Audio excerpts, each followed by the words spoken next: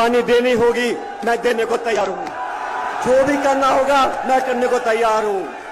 अभी चुनाव हुआ कर्नाटक में, प्यार से मांगो हम हाथ काट के दे देंगे, धमका के मांगोगे तो हम हिलने वाले नहीं हैं। हम लोगों ने कमी नहीं। 15 दिन में मांगे नहीं मानी गई तो अब याचना नहीं रण होगा, तो बारी भीषण होगा। खून के घूंट पी पी के जनता में जाके संगठन का काम कर रहे हैं और आप मलाई खा खा के, गाली दे दे के हमको बदनाम करने का काम कर रहे हो। ये होने वाला नहीं है। नौजवान को आर्थिक मुआवजा देना चाहिए जो उसका खर्चा हुआ है। अधिकारी, ये प्रिंटिंग प्रेस, ये आरपीएससी, ये माध्यमिक शिक्षा बोर्ड, ये जो पूरा जंजाल बना हुआ है, इसको ध्वस्त करना पड़ेगा, एक नया खाना बनाना पड़ेगा। आर्थिक मुआवजा प्रत्येक बच्चे को मिलना चाहिए। पूरे प्रदेश में मैं आंदोलन करूंगा आप लोगों के साथ। गांव में, ढाणी में, शहरों में हम पैदल चलेंगे, जनता को साथ लेकर चलेंगे, न्याय दिलाएंगे, न्याय करवाएंगे। आपकी बात को रखते रहे। हम लोगों के पास कुछ नहीं है, हम तो पैर में जूता डाल के निकल पड़े थे। मुझे उम्मीद नहीं थी कि यात्रा में कौन आएगा कौन नहीं आएगा। एक दिन की मोहलत दी थी, गांव एक एक ढाणी में जाकर न्याय मांगेंगे और न्याय लेकर आएंगे। और वादा करना चाहता हूं अब सबके सामने, मैं किसी पद पे रहूं या ना रहूं, मैं राजस्थान की जनता और नौजवानों की सेवा अपनी आखिरी सांस तक करता रहूंगा। और मैं डरने वाला नहीं हूं, मैं दबने वाला नहीं हूं। मैं आपके लिए लड़ा हूं और लड़ता रहूंगा। ये वादा मैं खुले आसमान नीचे करके जा रहा हूं। प्यार से मांगो हम हाथ काट के दे देंगे, धमका के मांगोगे तो हम हिलने वाले नहीं हैं। हम लोगों ने कमी नहीं छोड़ी मेहनत करने में, खून पसीना बहाने में। मेरे साथ जो हजारों लोग चले हैं, आज मैं आपको बताना चाहता हूं, आप नौजवानों के पैरों के छालों की कसम, मैं अब पीछे हटने वाला नहीं हूं। आपके साथ रहूंगा, हमेशा रहूंगा। राजनीति सिर्फ सत्ता लेने के लिए है, राजनीति सिर्फ पद पर बैठने के लिए है। नौजवान दर दर भटकता रहे, हम सिर्फ सत्ता का सुख लेंगे, ये संभव नहीं है। जो भी कुर्बानी देनी होगी मैं देने को तैयार हूं। जो भी करना होगा मैं करने को तैयार हूं। अभी चुनाव हुआ कर्नाटक में, भारतीय जनता पार्टी की सरकार थी। कांग्रेस पार्टी ने आरोप लगाया ये 40% की भ्रष्ट सरकार है। जनता ने आरोपों को स्वीकार किया, कांग्रेस को बहुमत दिया और भाजपा को मैदान से भगा दिया। ये भ्रष्टाचार ही वो चीज है जो लोगों के दिल में गुजरती है। हमने भी किया था राजस्थान में, लेकिन अब कोई सफाई दे रहा है, दूध और नींबू। कोई कह रहा है कितनी बार बात हुई, 10 बार हुई, 15 बार बात हुई, 20 बार बात हुई। अरे मैंने तो कभी कहा ही नहीं कि मिलीभगत है। मैं तो इतना कह रहा हूं कि हमने अपनी जबान से जो वादा किया लोगों के बीच में, उसको कृपया करके पूरा कर दो। जनता के बीच जाना है हमारे को 6 महीने के बाद। इतने सारे लोग यहां धूप में खड़े, यहां आप लोग सच में मेरी ताकत, हम सबकी हिम्मत, और जो मंच पर लोग बैठे हैं, हम सब आपके सेवक हैं। हम किसी के खिलाफ नहीं हैं, हम किसी का विरोध नहीं करते, लेकिन सच और न्याय का रास्ता, उस पर हम चलते रहेंगे। अब दोस्तों, वसुंधरा जी के ऊपर जो आरोप लगाए हम लोगों ने, उसको पूरा करने का समय आ गया। और अभी वेद सोलंकी जी भाषण दे रहे थे। वेद बहुत जज्बाती व्यक्ति है। मैं वेद जी आपको बताना चाहता हूं, जिन बच्चों ने पेपर लिखे उनके पेपर कैंसिल हो गए, लीक हो गए।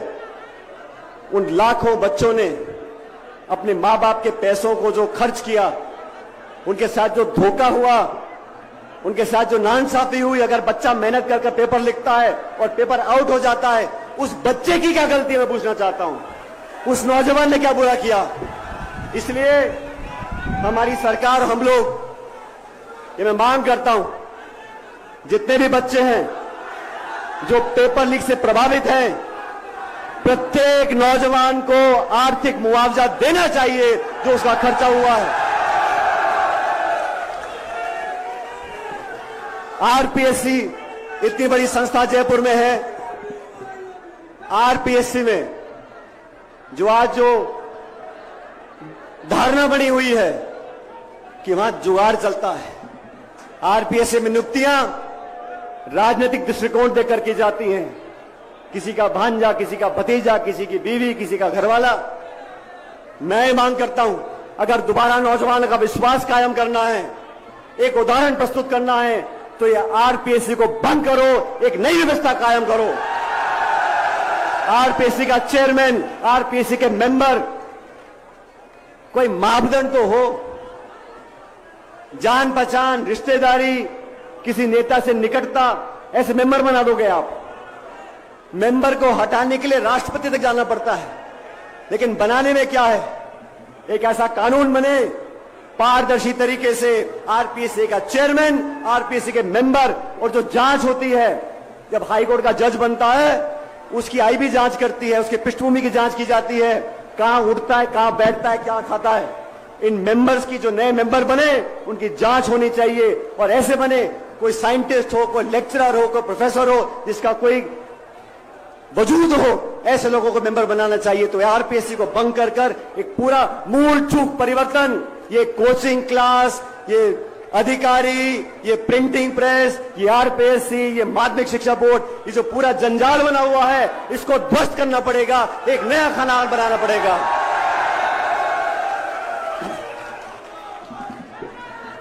और तीसरी बात, वसुंधरा जी की सरकार के समय जो हमने आरोप लगाए थे, गहलोत साहब ने लगाए थे, हमने लगाए थे, उस पर जांच करने का समय आ गया। साथियों,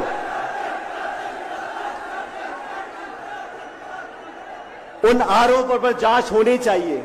मैंने चिट्ठी लिखी, बार बार लिखी, आवेदन किया, आग्रह किया, निवेदन किया, कार्रवाई हुई नहीं। मैंने अनशन किया, कार्रवाई हुई नहीं। हमने जनसंघर्ष यात्रा निकाली, मैं उम्मीद करता हूं कार्रवाई होगी। लेकिन ये तीनों बातें आरपीएससी को भंग कर पूरा पुनर्गठन करें, नए कानून मापदंड बने, पारदर्शिता से लोगों का चयन हो, पहली मांग। दूसरी मांग, जिन लाखों बच्चों ने पेपर लीक से उनका आर्थिक नुकसान हुआ है, उनको उचित आर्थिक मुआवजा प्रत्येक बच्चे को मिलना चाहिए। और तीसरी मांग, वसुंधरा जी के खिलाफ जो हमने आपने मिल के आरोप लगाए थे, उसकी उच्च स्तरीय जांच करनी पड़ेगी। आज तारीख हो गई 15 तारीख। इन तीनों मांगों को अगर आप सब समर्थन करते हो, तो दोनों हाथ खड़े कर मुझे बता दो कि ये मांग होनी चाहिए कि नहीं होनी चाहिए। अब इन मांगों को मनाने के लिए 15 मई आज का दिन है।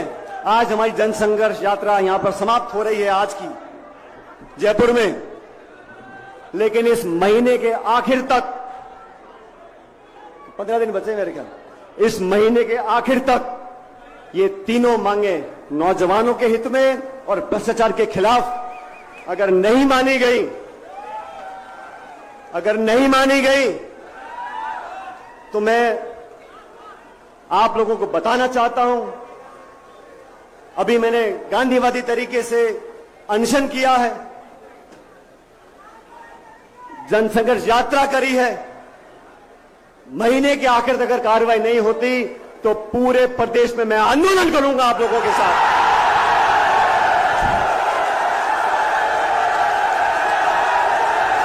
जनता के साथ रहेंगे, गांव में, डाणी में, शहरों में हम पैदल चलेंगे, जनता को साथ लेकर चलेंगे, न्याय दिलाएंगे, न्याय करवाएंगे, आपकी बात को रखते रहेंगे।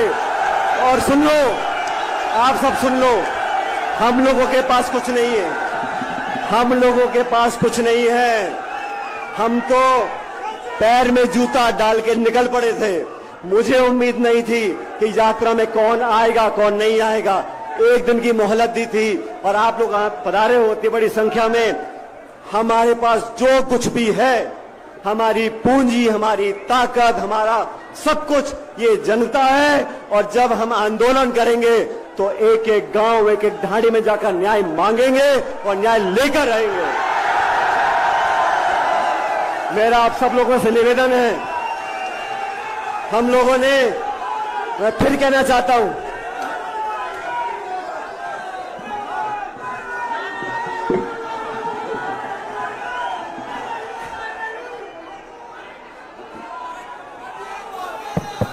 अगर 15 दिन में मांगे नहीं मानी गई तो अब याचना नहीं रण होगा, वो भारी भीषण होगा। और जो हमारे साथी हमारे न्याय के मांग के उत्तर में बोलेंगे कि गुटबाजी, अनुशासन और पार्टी का डिसिप्लिन, मैं उनको बड़ी विनम्रता से याद दिलाना चाहता हूं। हम लोगों ने बात रखी, दिल्ली में हमारी बात को सुना और एआईसीसी ने कमेटी बनाकर हमारे काम को आगे बढ़ाया। लेकिन 25 सितंबर को जो विश्वासघात किया सोनिया गांधी के साथ, 25 सितंबर को जो पार्टी को बेइज्जत करने का काम किया, जो पार्टी के अनुशासन को तोड़ने का काम किया, उन लोगों को अपने गिरेबान में झांक कर देखना पड़ेगा कि अनुशासन हमने तोड़ा, किसी और ने तोड़ा। हम तो बिना पद के, गाली खा खा के, खून के घूंट पी पी के जनता में जाके संगठन का काम कर रहे हैं, और आप मलाई खा खा के, गाली दे दे के हमको बदनाम करने का काम कर रहे हो। यह होने वाला नहीं है। इसलिए साथियों, आपसे अंतिम निवेदन करना चाहता हूं, ये सभा आपकी है। मुझे जानकारी मिली है कि कुछ लोग इस सभा में उत्पात मचाने की कोशिश कर सकते हैं, तो कृपया करके शांति से अपनी जगह बैठें और आराम से सभा को समाप्त होने दें। कोई कोशिश भी करे, हमें उत्तेजित नहीं होना है। ये बात ध्यान रखना, हम लोग जिस विचारधारा से बने हुए हैं वो महात्मा गांधी की विचारधारा है। प्यार, मोहब्बत, अपनापन, भाईचारा, 36 कौम को साथ लेकर चलने वाली विचारधारा है। और मेरे कुछ ऐसे भी साथी हैं जो बहुत बड़ी गलती करते हैं। वो गलती क्या करते हैं, हमको एक सीमित दायरे में बांधने की कोशिश करते हैं। ये फला धर्म का है, फलाने जिले का है, फलानी समाज का है। तो कान खोल के सुन लो, मेरी रगों में लाल खून है और मैं इस 36 कौम का बेटा हूं और इस प्रदेश के लिए सब कुछ करने को तैयार हूं। इसलिए आपसे निवेदन, शांति बना के रखो। जो भी करना होगा संयम से करेंगे, आत्मविश्वास से करेंगे। आपने अपने लिए, हमारे लिए जो संकल्प लिया है उसको आगे बढ़ाएंगे। लेकिन आज की सभा जब समाप्त हो तो कृपया करके शांति और भाईचारे से इस सभा को समाप्त करें।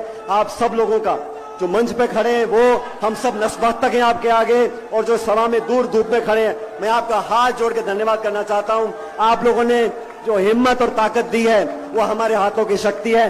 हम आपको कभी नीचा नहीं देखने देंगे, वादा करते हैं। बहुत बहुत धन्यवाद, आपका शुक्रिया।